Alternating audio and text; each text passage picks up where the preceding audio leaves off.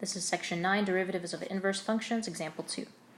So there's two types of problems. There's types of problems where you have an equation and you have to find the derivative at a given x value.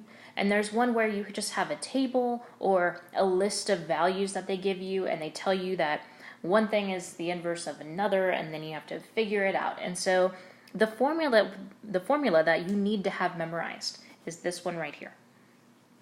Okay, the derivative of the inverse function, and this is how you'd write it, this notation, that's how it looks, is 1 over f prime of f inverse of whatever x value you're given. So if you're given a table, it's important that you remember how properties of inverse functions work. Now we know that in order to get the equation of an inverse function, you take x and y and swap them. So if you want to know a point on an inverse function, you take x and y and you swap them. So I'm going to do that for this table here. Now, when I do it, I'm really only concerned with f of x.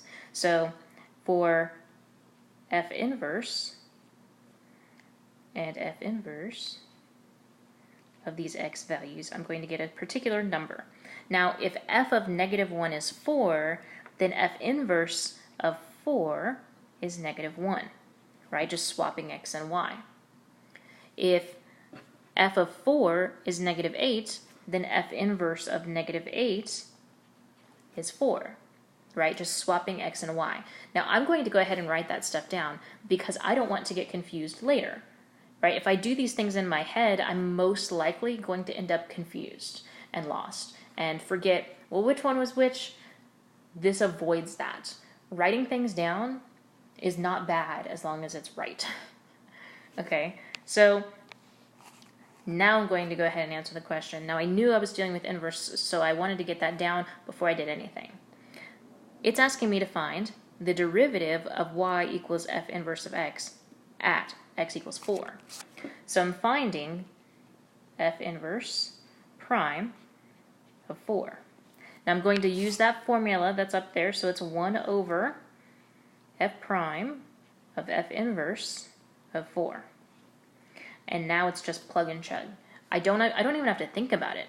I know that f inverse of 4 was -1 because I went ahead and I swapped my x's and my y's. So I end up with 1 over f prime of -1.